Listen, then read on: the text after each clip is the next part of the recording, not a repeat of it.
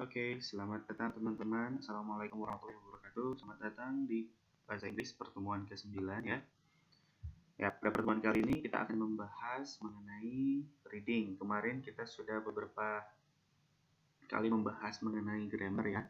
Kebanyakan kita membahas mengenai tata bahasa. Sebelum UTS kemarin, kita membahas mengenai grammatical function in English. Jadi beberapa fungsi gramatikal ya, dan sekarang kita akan membahas masalah reading ya. Jadi pembahasan kita akan beralih ke reading untuk pertemuan kali ini. Nah, jadi ada 3 aspek ketika kita menguasai sebuah bahasa ya, baik bahasa apapun, bahasa Indonesia, bahasa Inggris, bahasa Prancis, bahasa Sunda, semua memiliki 3 fungsi utama, 3 karakter utama yang harus kita kuasai ya. Yang pertama itu adalah reading, ya, writing, and speaking, ya, yang ketiga. Jadi ada yang pertama tadi reading, keduanya writing, ketiganya speaking. Jadi ketiga kemampuan tersebut harus kita kuasai, ya. Bahkan dalam bahasa Indonesia pun kan kita harus bisa membaca, kemudian harus bisa menyimak, ya kan, kemudian berbicara seperti itu. Nah, pada pertemuan 9 kali ini kita akan membahas tentang reading ya. Kita akan mulai dari main idea, artinya reading ini dalam kemampuan membaca ini salah satu kemampuan yang harus kita ketahui adalah mencari main idea ya. Oke, jadi nanti dalam bahasa Inggris ini teman-teman akan mempelajari reading untuk beberapa pertemuan ke depan karena seperti kita ketahui ketika teman-teman nanti akan melanjutkan ke skripsi, teman-teman harus mengikuti tes TOEFL terlebih dahulu. Nah, tujuan dari pembelajaran bahasa Inggris kita adalah untuk mengenalkan tata bahasa dan juga reading ya, kebanyakan reading dan listening mungkin nanti ada sedikit beberapa kali pertemuan mungkin, tapi akan kita fokuskan ke tata bahasanya dan reading ya. Nah, untuk pertemuan kemarin sudah beberapa kali mengenai tata bahasa atau grammar. Nah, sekarang kita akan beralih ke reading terlebih dahulu. Reading atau membaca. Oke. Kita akan mulai ya. Saya akan berbicara dulu. Nah, oke. Kita akan membahas mengenai main idea.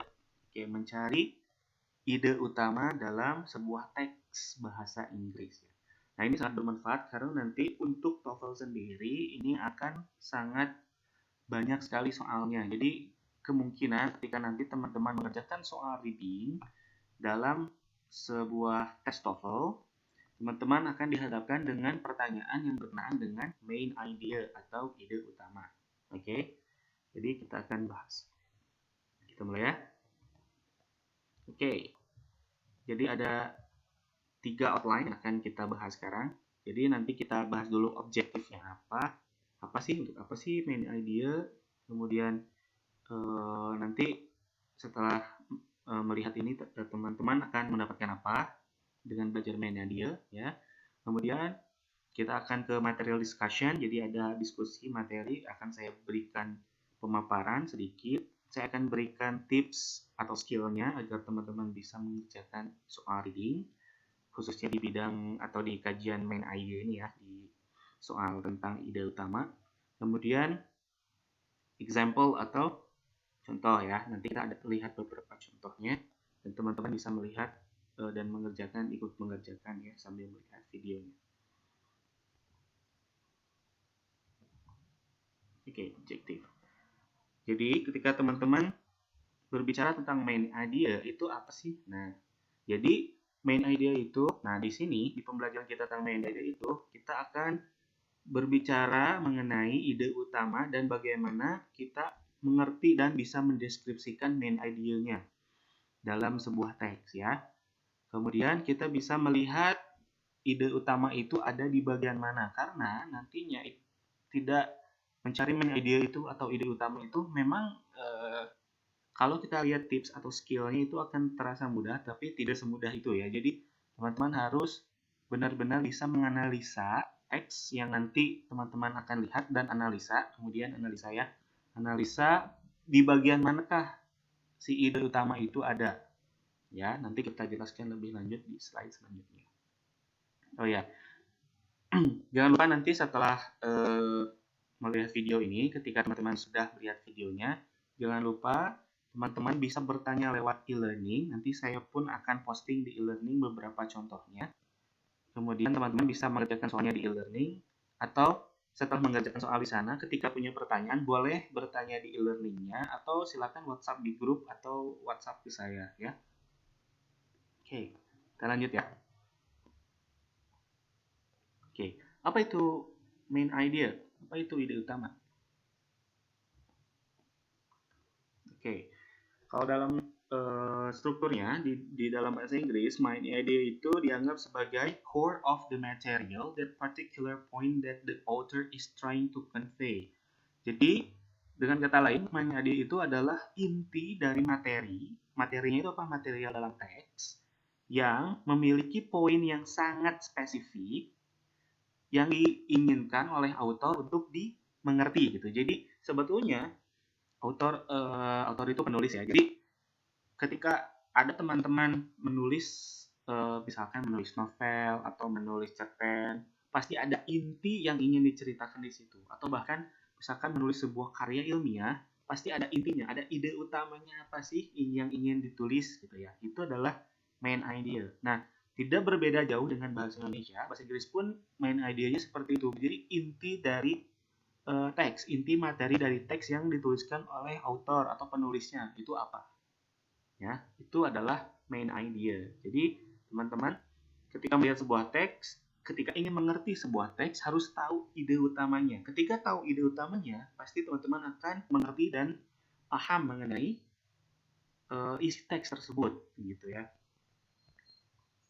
Nah, kemudian bagaimana cara menentukan main idenya? Apalagi dalam bahasa Inggris, Mister, saya tidak mengerti. Nah, saya akan memberikan beberapa tips ya untuk mengerjakan. Karena saya paham ketika kita membaca sebuah tulisan dalam bahasa asing itu akan sulit ya. Bahkan saya ketika melihat tulisan dalam bahasa Perancis misalkan, saya pun tidak mengerti ya.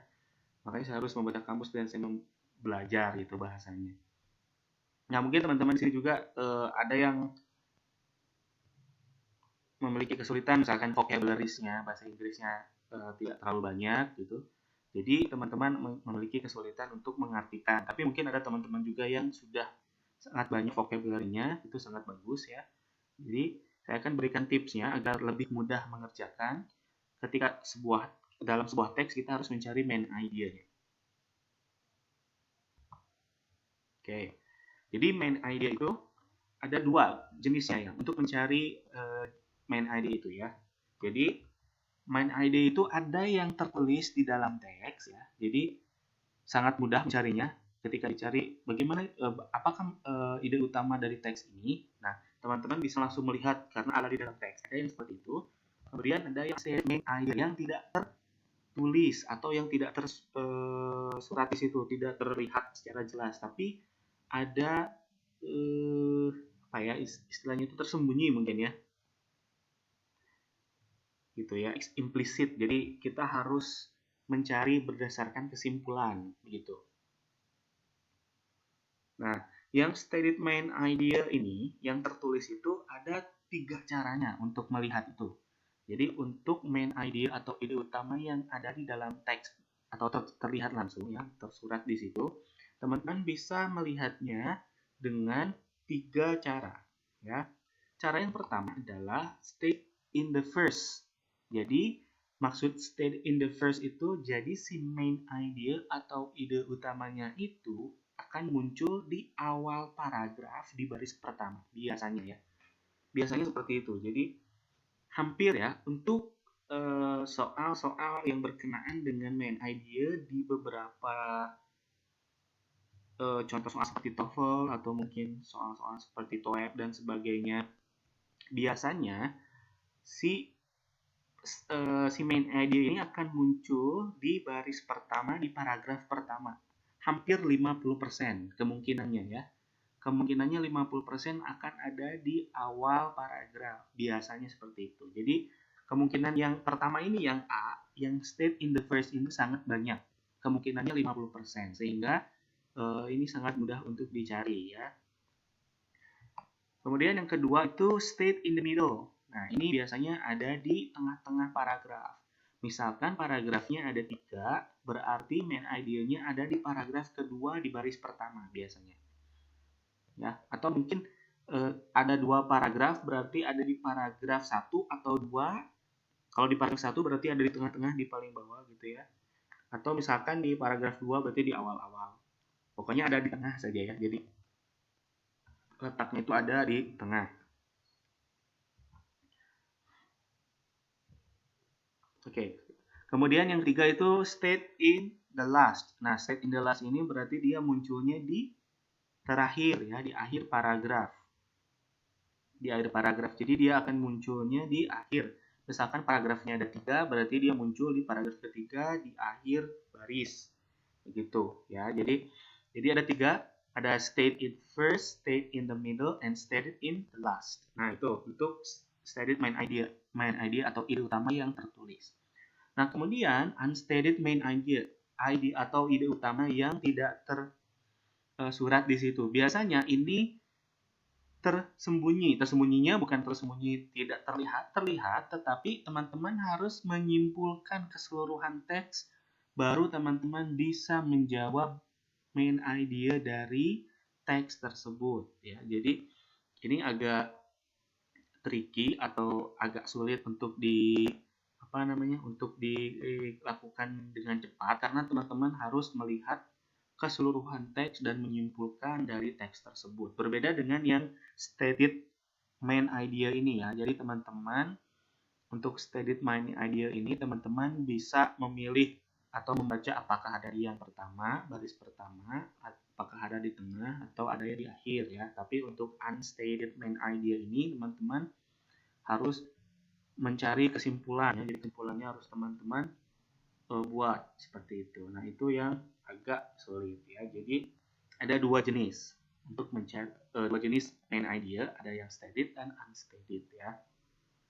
Dan saya yakin teman-teman lebih memilih yang stated ya di teks pasti karena sangat lebih mudah untuk dicari daripada yang unstated. Oke. Kita lanjut ya. Oke, stated main idea. Nah, ini in the first line. Oke. Jadi ini salah satu contoh. Ini saya berikan contohnya. Contoh stated main idea in the first line. Di sini ada teks ya. Ini teks pendek, satu paragraf. Teks ini merupakan teks mengenai warm clothes and bright clothes, dark clothes. Nah, ini berarti kalau banyak kata clothes ini berarti pasti mengenai pakaian ya. Clothes itu pakaian. Nah, teman-teman silakan sambil dibaca teksnya di sini. Saya juga akan bacakan teksnya ya. It is important to bring the right clothes when you travel. If you are going to a cold country, you should bring warm clothes. Be sure you have a hat and gloves too. If you are going to a hot country, you need different clothes. You do not want heavy or dark clothes. In hot weather, light clothes are best. If you are going to a city, you may need some nice clothes. Nah, dari teks ini banyak sekali kata clothes-nya, seperti yang saya tadi bilang. Ada right clothes, ada warm clothes, kemudian ada different clothes, kemudian ada light clothes, nice clothes. Nah, banyak sekali kata clothes-nya, banyak diulang. Nah, ide utama main idea pada kalimat di atas terdapat pada baris pertama. Nah, yang ini kita lihat bahwa di paragraf ini main idea atau ide utamanya ada di baris pertama, berarti ada di paling awal ya. Nah, kira-kira jawabannya apa? A, B, atau C? Yang A itu clothes for warm weather are light. B itu appropriate clothes are important when you travel. C. Clothes can be heavy. Oke, jika kita analisa, di paragraf ini ketika kita baca di baris pertamanya adalah it is important to bring the right clothes when you travel. Ya, saya ulangi. It is important to bring the right clothes when you travel. Nah, berarti berbicara tentang right clothes atau kalau dalam bahasa Indonesia right clothes itu adalah baju yang tepat, ya. It is important, sangat penting to bring, membawa the right clothes, baju yang tepat when you travel, ketika kamu bepergian. Nah, itu akan menjadi statement idea-nya. Ya, ketika kita lihat di pilihan jawabannya, yang A, clothes for warm weather are light. Baju untuk cuaca yang hangat itu sangat ringan untuk dibawa. Sepertinya tidak berhubungan sekali dengan main idea-nya ya, yang ada di atas. Jadi saya kira itu bukan main idea ya. Yang kedua, appropriate clothes are important when you travel. Jadi ketepatan pemilihan baju sangat penting ketika kamu bepergian. Nah, ini sangat berkenaan dengan yang baris pertama tadi ya. Kalau kita lihat itu ada kesamaan. C. Clothes can be heavy. Baju bisa jadi berat. Itu yang pilihan C sangat tidak relevan. Berarti jawaban yang paling tepat adalah yang B. Ya. Jawabannya adalah appropriate clothes are important when you travel. Karena ini sangat dekat dan sangat relevan dengan yang baris pertama. It is important to bring the right clothes when you travel. Gitu. Nah, itu ya. Jadi untuk in the first line, teman-teman lihat di baris pertamanya, lihat di jawabannya, ada pilihannya dan relevan sama, itu jawabannya. Oke, itu yang di first line. Oke, next kita ke selanjutnya. Ini in the middle. Nah, ini in the middle berarti di tengah-tengah. Ini saya ambil satu paragraf saja, jadi agar mudah ya, lebih cepat teman-teman melihatnya. Silakan sambil dibaca oleh teman-teman, sambil saya pun akan membacanya ya. When you think you are a failure, you are most likely to act like a failure.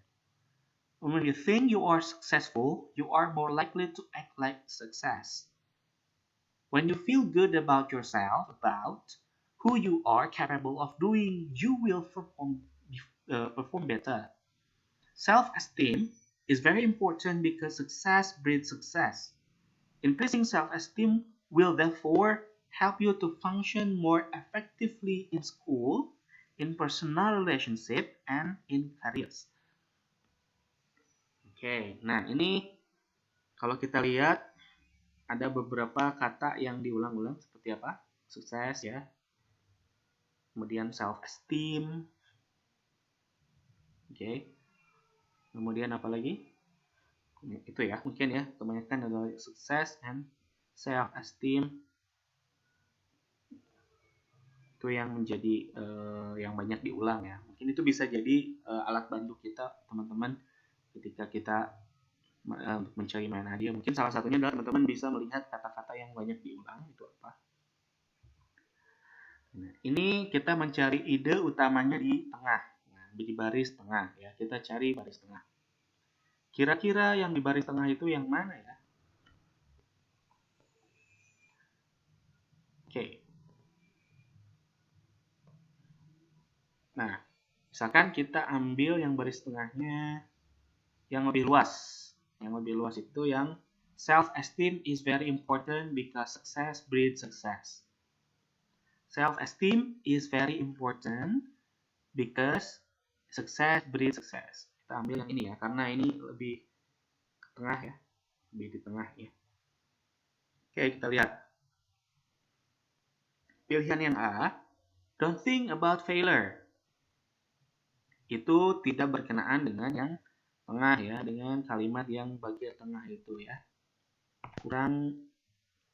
Malah kurang mengena, sangat tidak mengena, sangat tidak relevan ya. Yang B, self-esteem is effective in school and relationship. Kalau kita lihat itu berarti ini berkenanya lebih spesifik ya. Ini lebih spesifik lagi penjelasannya. Effective in school and relationship itu ada di yang terakhir ya. Sepertinya kurang relevan dengan yang tengah. Kemudian yang C, self-esteem is very important to succeed yourself.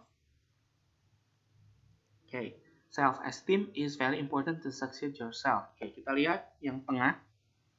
Self-esteem is very important because success breeds success. Jadi, maknanya adalah estimasi diri seperti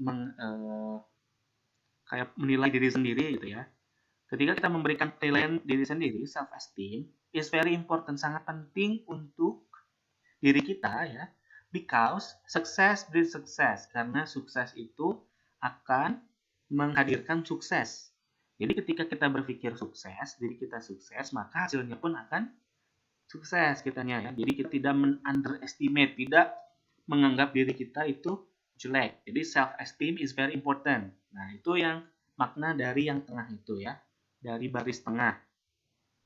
Nah, kemudian ketika kita cocokkan dengan yang A, B, C, yang A, don't think about failure, itu jangan berpikir tentang kegagalan, itu tidak relevan dengan yang baris tengah, dengan kalimat yang baris tengah itu.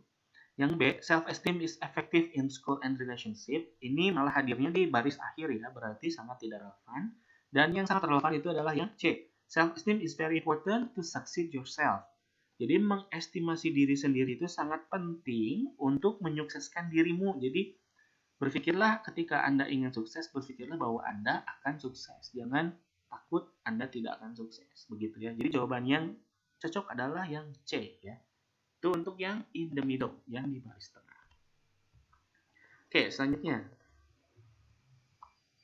Ini yang di baris akhir, in the last ya, in the last line, di baris terakhir. Oke, teman-teman boleh sambil dibaca lagi, sambil saya akan bacakan. The open self represents all the information that both you and others know about yourself. The blind self represents all the things you don't know about yourself that others do know.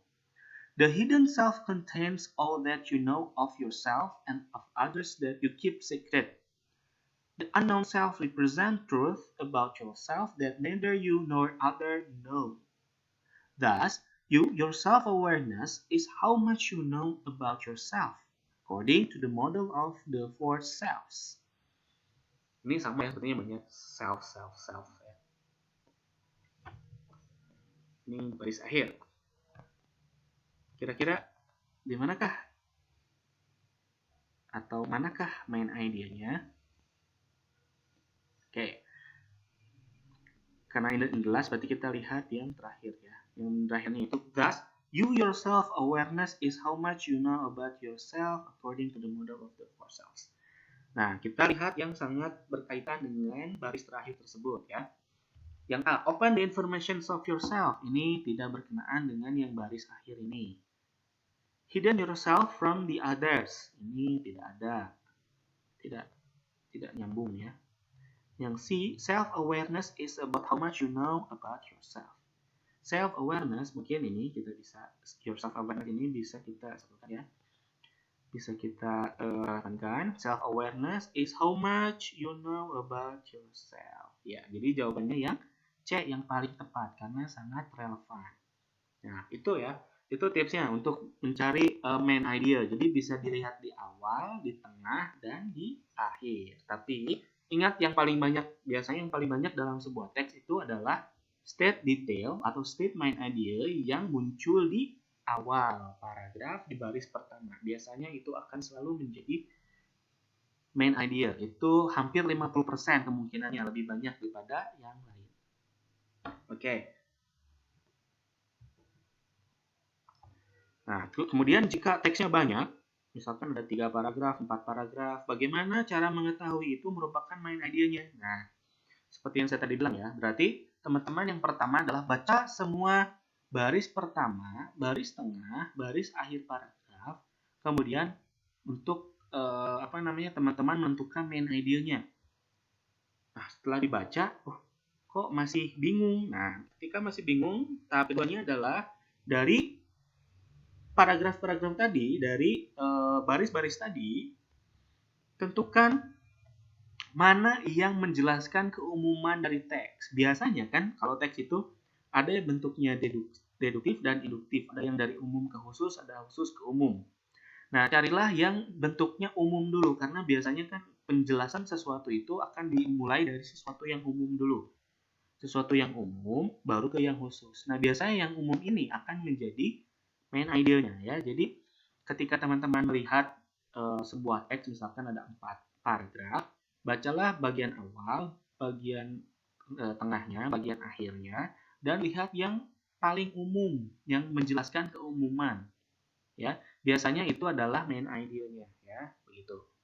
Nah, setelah mendapatkan misalkan oh ini lebih umum. Nah, teman-teman percaya bahwa misalkan di baris terakhir adalah main idea-nya. Nah, jangan lupa teman-teman berikan kesimpulan. Jadi seperti tadi ya. Jadi jawabannya tidak 100% akan tulisannya sama dengan yang di pilihan jawaban. Jadi atau main idea-nya itu teman-teman paraphrasing atau gunakan bahasa yang berbeda dengan makna yang sama gitu ya. Jadi mungkin tulisannya akan berbeda di pilihannya, tetapi teman-teman harus mengetahui isi atau makna dari main idea itu apa, maksudnya apa gitu. Karena tidak akan plek sama. Misalkan kata yang tadi ya, yang jadi kata misalkan your self esteem diganti jadi self esteem, itu sama saja karena dia memparaphrase-kan dari mana point of view si penulisnya begitu ya. Jadi teman-teman setelah melihat keumuman dari teks atau main idea yang telah dicari, jangan lupa disimpulkan agar teman-teman bisa menjawabnya dengan baik gitu ya. Nah, itu yang stated detail. Nah, kemudian yang unstated main idea. Nah, yang ini tidak ada di teks. Jadi, sometimes main idea is not stated in any particular sentence, but each sentence contains detail that lead to a common idea. Jadi, kadang-kadang kita tidak bisa melihat main idea-nya, tetapi sebetulnya dalam kalimat tersebut itu menyimpulkan ke satu ide,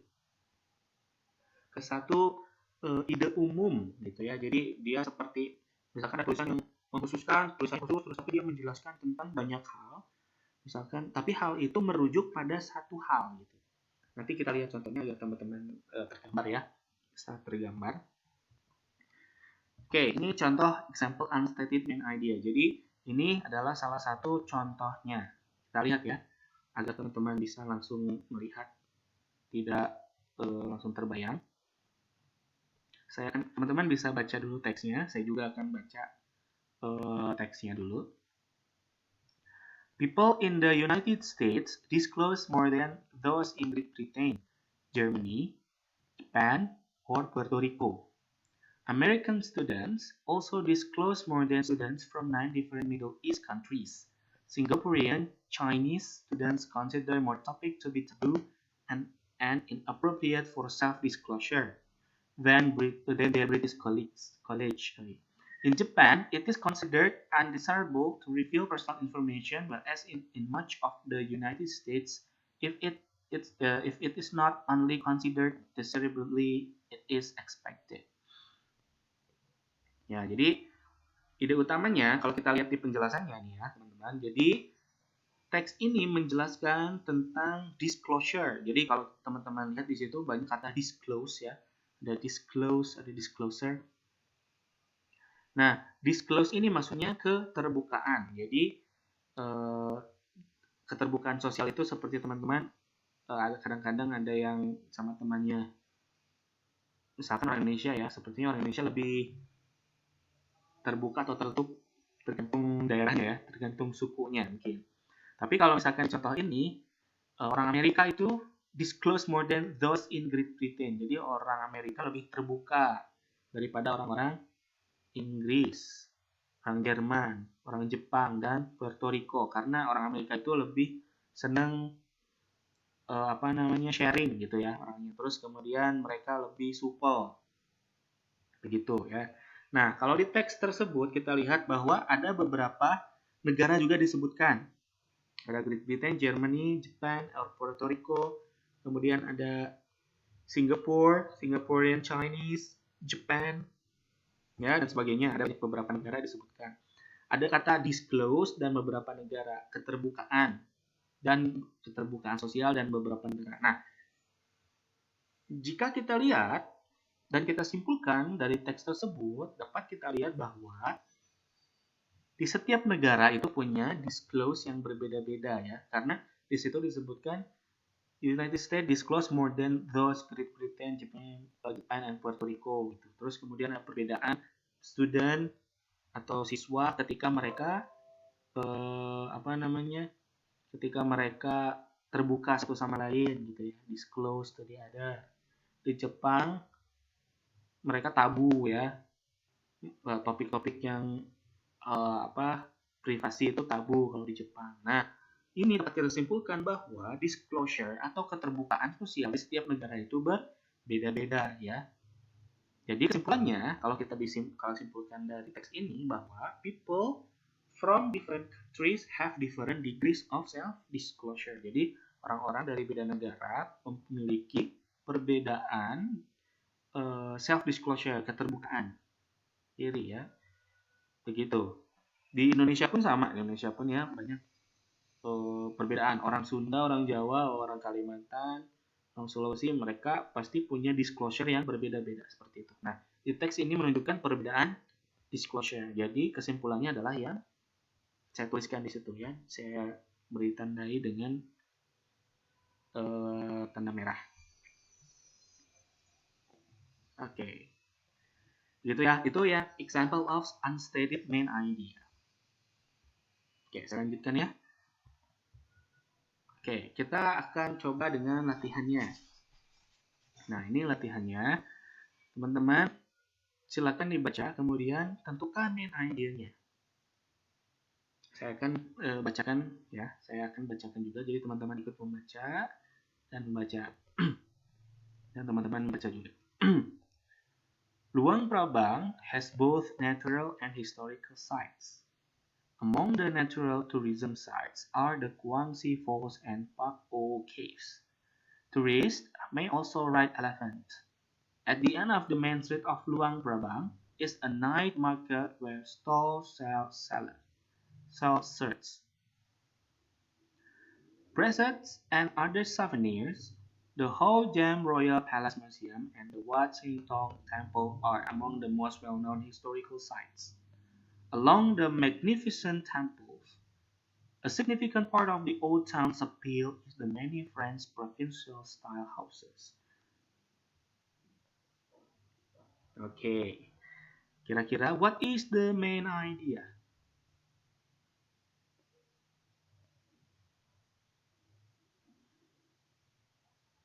Nah, ketika teman-teman lihat main idea-nya, kita lihat di awal, tengah, dan akhir. Kira-kira yang paling umum yang mana? Kita lihat ya. Kita ambil contoh misalkan yang bagian awalnya pasti yang Luang Prabang has both natural and historical sites. Itu yang pertama. Kemudian yang keduanya misalkan yang The Ho Jam Royal Palace Museum and the Wat Sieng Tong Temple are among the most well-known historical sites.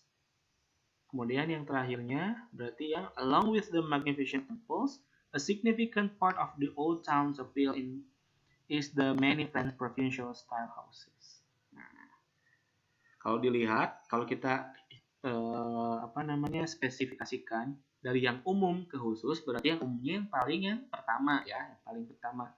Luang Prabang has both natural and historical sites. Berarti jawabannya adalah yang Luang Prabang has both natural and historical sites. Yang bagian awal tadi sebagai main idea. Begitu ya. Baca awal, tengah, akhir, kemudian cari yang paling umum, dan jawabannya yang paling atas ternyata. Oke, begitu contohnya. Kemudian contoh yang kedua kita coba.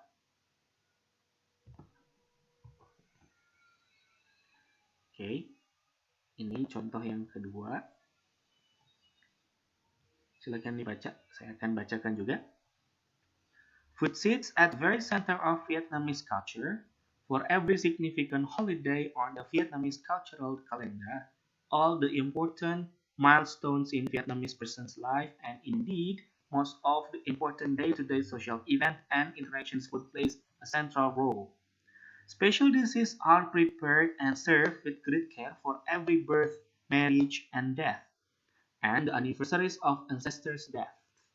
More business deals are struck over dinner tables than over boardroom tables, and when friends get together, they eat together. Preparing food and eating together remains the focus of family life. Oke, kita lihat apakah teman-teman menemukan di mana main idenya. Oke, kita lihat ya. Kita lihat di yang pertama. Food sits at very center of Vietnamese culture for every significant holiday of the Vietnamese culture calendar all important. Wah, sepertinya terlalu panjang untuk jadi main idea ya, karena ternyata wah ini sangat panjang sekali, dan apalagi kalau kita lihat di baris pertamanya saja, food sits at very center of Vietnamese culture, sepertinya kurang pas gitu ya, karena langsung spesifik gitu ya. Oke, kita lihat di tengah-tengahnya. Special dishes are prepared and served with great care for every birth marriage. Itu pun tidak mewakili ya, karena lebih spesifik lagi, karena ada kata special dishes or prepare gitu. Tidak terlalu spesifik terhadap teks ini, tidak umum. Ini lebih spesifik sih, lebih spesifik dan tidak umum, jadi kurang mewakili main idea ya. Di baris terakhir, preparing food and eating together remains the focus of the family. Itu pun sepertinya tiba-tiba preparing food and eating together itu tidak terlalu menunjukkan ya, tidak relevan terhadap keseluruhan teks ini. Berarti ini adalah unstated main idea. Jadi teman-teman harus baca keseluruhannya dan membuat kesimpulan. Oke, dari teks ini kita dapat simpulkan yang pertama itu ini menceritakan tentang food sits atau sepertinya makan bersama gitu ya. Food sits at very center of Vietnamese culture. Jadi ini seperti budaya makan bersama di Vietnam. Nah, budaya makan ini dilakukan di setiap kegiatan atau setiap event ya.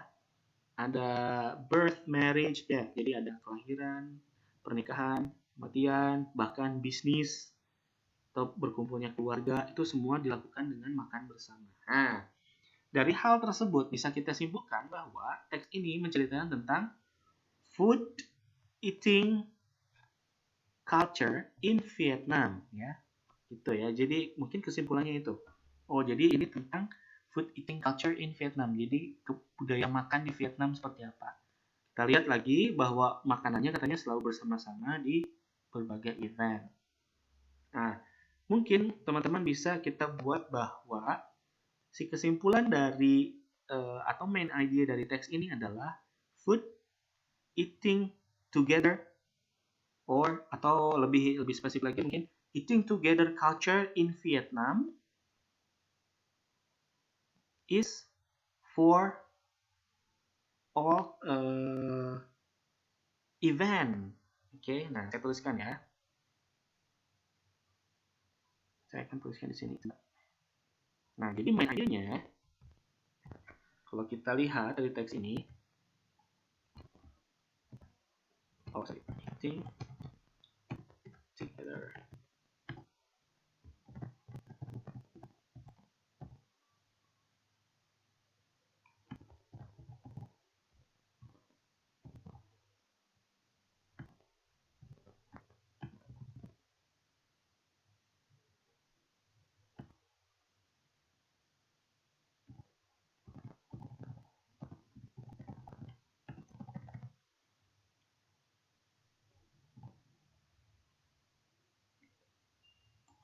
Nah, jadi mungkin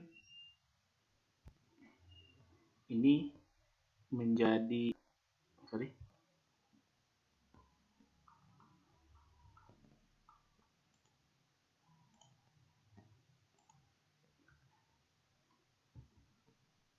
Nah, ini menjadi kesimpulan atau main idea, Jadi main idea ya.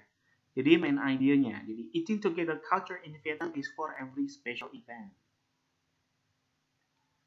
Jadi untuk setiap event spesial itu selalu ada makan bersama. Itu adalah main idenya. Oke, nah itu yang unstated detail. Jadi teman-teman bisa mencoba sendiri Nanti saya akan berikan beberapa latihan di e-learning. Silakan nanti masuk ya. Oke, thank you. Any questions? Kalau tidak ada pertanyaan, terima kasih. Kalau ada pertanyaan, boleh teman-teman bertanya di e-learning atau langsung bertanya ke saya via grup atau via WhatsApp ya. Oke, terima kasih. Videonya tidak bisa lama-lama. Silakan kontak saya jika ada pertanyaan. Oke, mudah-mudahan semuanya lancar. Mudah-mudahan kita bisa cepat bertemu di kelas dan wabah coronanya cepat selesai ya. Wabah COVID-19 ini memang sangat menyita banyak waktu, banyak pekerjaan, dan banyak hal ya. Semoga kita selalu disehatkan oleh Allah Subhanahu wa taala. Oke, terima kasih. I'll see you when I see you guys.